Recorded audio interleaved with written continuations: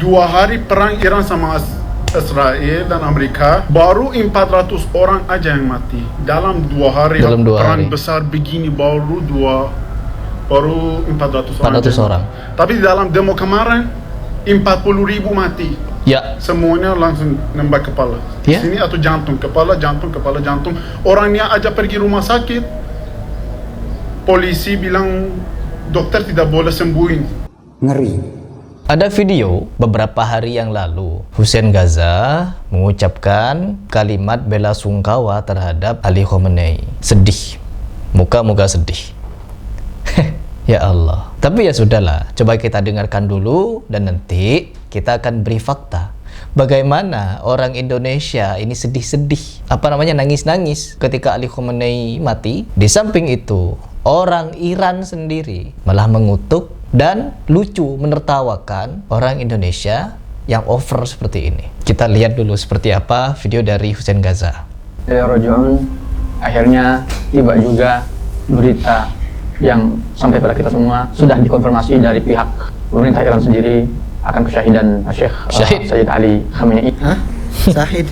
Interupsi Ustaz, kali ini kita berbeda pandangan. Saya trauma kejahatan Ali Khamenei kepada warga Syam dan Yaman, dan aku nggak terima kalau mereka dibilang syahid. Saya menghormati Ustaz dan para aktivis pembela Palestina itu perjuangan yang mulia, dan kita semua sepakat Gaza harus dibela. Tapi ada satu hal yang perlu kita pikirkan bersama-sama, yaitu membela Palestina tidak otomatis berarti kita harus membenarkan semua tindakan Iran. Karena ketika tragedi di Suriah dan Yaman diangkat lagi, seringkali ada anggapan hoax atau cuma propaganda. Padahal yang menjadi korban bukan sekedar kelompok atau label tertentu, tapi rakyat umat muslim sipil, Sunni, sama muslim yang kehilangan rumah dan keluarga mereka, anak-anak kecil. Kalau hati kita sakit melihat warga Gaza, anak-anak, seharusnya kita juga sakit melihat korban-korban di tempat lain seperti Suriah dan Yaman. Keadilan tidak boleh dipilih-pilih, teman-teman.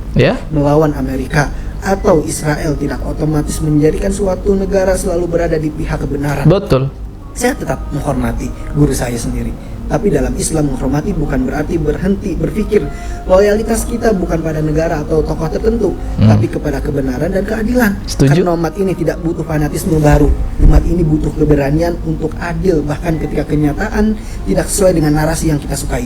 Coba ngobrol di komen. Mantap, narasinya mantap teman-teman, karena memang itu yang terjadi. Ya, data-data yang kita paparkan selama ini, jejak digital, jejak sejarah, pembantaian dari Ali Khamenei, jelas yang memotori adalah Ali Khamenei. Karena dia adalah imam tertinggi dari Syiah Rafidah, Syiah Imamiyah. Jadi kalau ada orang yang menganggap ini adalah propaganda barat, tidak, sejarah teman-teman. Itu sejarah. Orang yang harus tahu, wajib tahu. Dan satu hal yang paling penting, selalu saya berulang-ulang menyatakan di video saya, mohon aktifkan sensor kalian terhadap betapa bahayanya taqiyah Syiah. Itu yang saya minta. Ketika kalian kehilangan sensor itu, maka Syiah akan berleluasa untuk menyebarkan fahamnya. Dengan mudah dia masuk kepada faham-faham yang ada di Indonesia. Buktinya, dia sudah berani untuk datang ke PBNU. Beberapa bulan yang lalu, Kang, saya akan sertakan di sini ya teman-teman. Tokoh-tokoh Syiah Iran datang ke Indonesia dan bertemu dengan PBNU. Ada videonya, ada foto-fotonya. Itu pendapat Akang gimana? Ya itu, sekarang ini kan mereka itu mau bersembunyi di ketiak NU. Terutama PBNU lah yang dianggap lebih lunak daripada yang lain kan begitu. Jadi mereka ingin memanfaatkan NU ini supaya mereka itu semakin aman gitu. Terus mereka di sisi lain yaitu masalah isu Wahabi itu dibesar-besarkan supaya terus Wahabi itu disikat. Karena Wahabi dimanapun jadi ancaman Syiah gitu. Iya.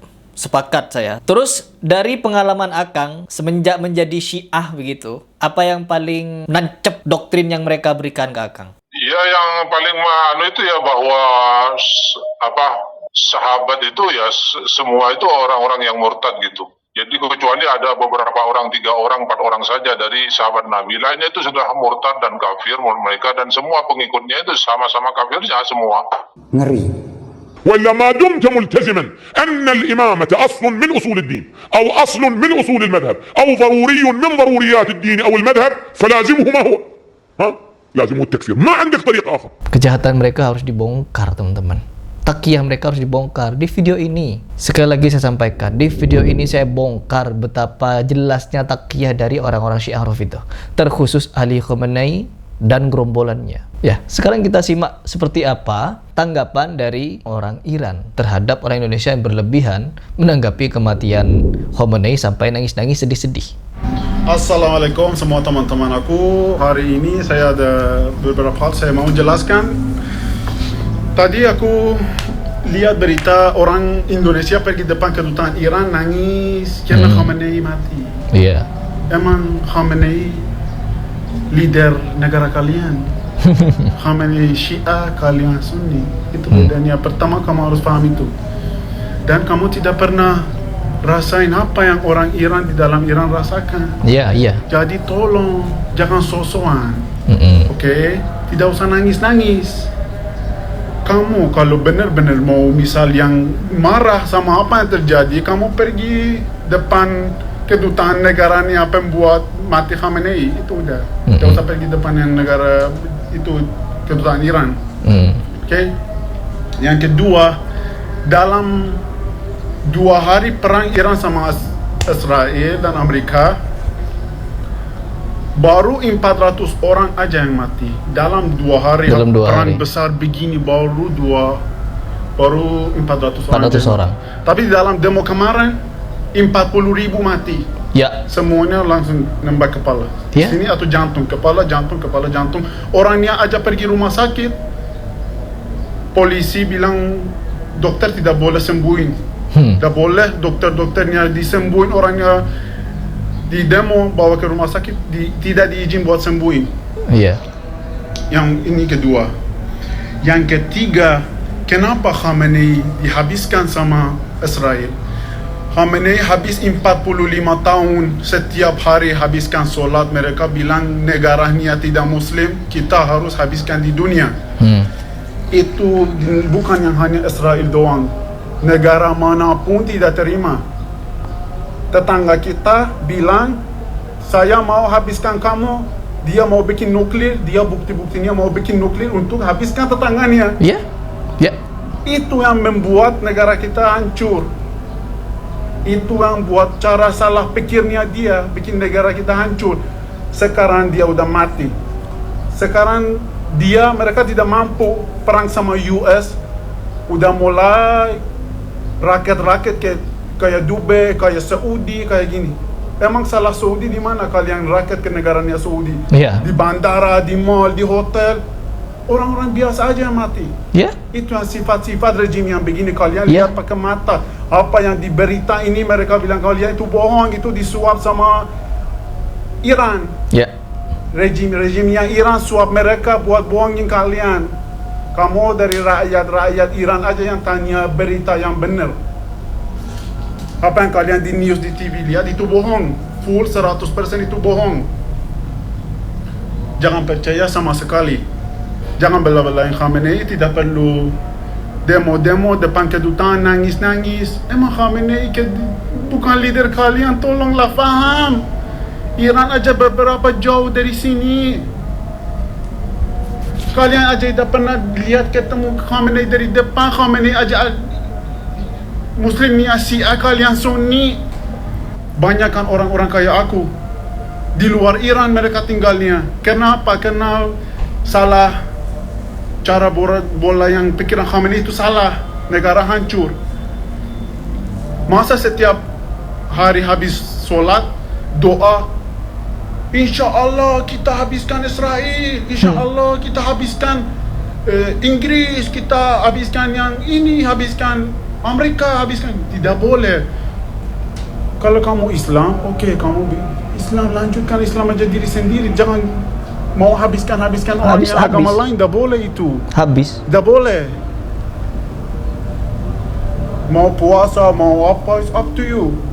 Tapi ingat itu, tidak boleh kalau kamu Muslim, aku Muslim, saya bilang saya mau bunuh orangnya tidak Muslim. Itu Khamenei yang bilang itu, dia mau bunuhkan orang Israel dan Amerika. Rakyat biasa juga, mereka bilang itu harus kita habiskan negaranya. Akibatnya dia mati. Kamu lihat kemarin matinya gimana. Yang pokoknya itu omong terakhir. Orangnya sekarang aku lihat di TikTok, di mana salah-salahin presiden Indonesia itu dah ada otak.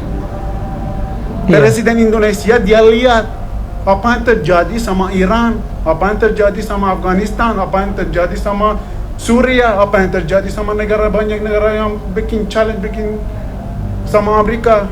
Habis negaranya. Makanya dia, Presiden Indonesia, sekarang lembut sama mereka. Biar negara Indonesia maju, biar sukses, biar mata uangnya kuat. Iya. Kalian pikir pakai otak. Oke. Jadi teman-teman, pada intinya berdamai adalah salah satu kunci sekarang untuk membuat negara itu aman. Kalau berperang, maka semua akan hancur.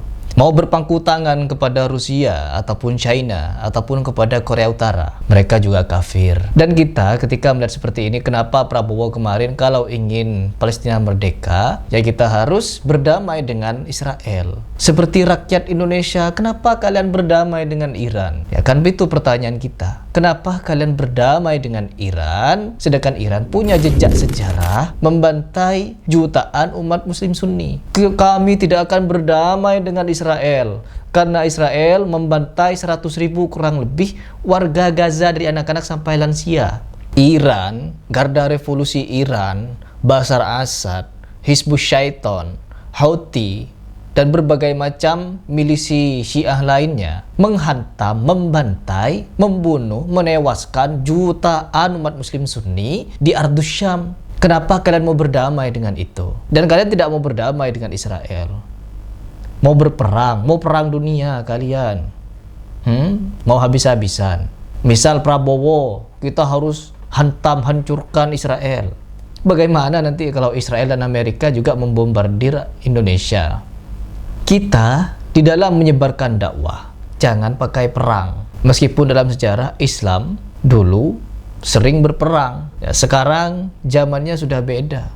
Dulu perang pakai panah dan tombak beserta pedang. Sekarang bukan itu lagi. Sekarang perangnya pakai senjata pemusnah massal. Sekali luncurkan senjata pemusnah massal, bukan cuma militer yang mati, tapi rakyat sipil. Jadi kalau kita ingin membangun kemerdekaan di atas dunia, memang betul hapus penjajahan. Ya, kan semua bisa dibicarakan. Kita harus berpikir jernih sebenarnya. Ketika Palestina, taruhlah iya memang dijajah sama Israel. Iran juga menjajah Ardus Syam, meluaskan kekuasaannya. Dan mereka punya ideologi untuk menyebarkan fahamnya melalui perang, pertumpahan darah. Karena wajib ibadah bagi mereka. Jadi perang terus, kapan damainya? Jadi orang-orang Indonesia belum paham, hanya ikut-ikutan FOMO sebenarnya. Saya dulu juga FOMO. Ya, saya juga pembela HAMA. Begini begitu, tapi setelah saya berusaha untuk mendengarkan, belajar, oh begini sejarahnya, oh begitu ceritanya, jadi saya mulai berbalik arah. Karena apa? Tahu rekam jejak sejarah dari Syiah Rafidhah. Terus kita mendukung Amerika dong. Di Amerika teman-teman, perkembangan Islam pesat. Kalau di Amerika semuanya bersyahadat, semuanya memeluk Islam, menerima agama ini, maka Masya Allah, Islam akan tersebar kemana-mana. Tapi kalau ikuti cara Khomeini dengan cara perang, habis. Ya, jadi semoga ini menjadi pembelajaran lah. Agar apa? Agar umat Islam di Indonesia, terkhusus Sunni, mikir.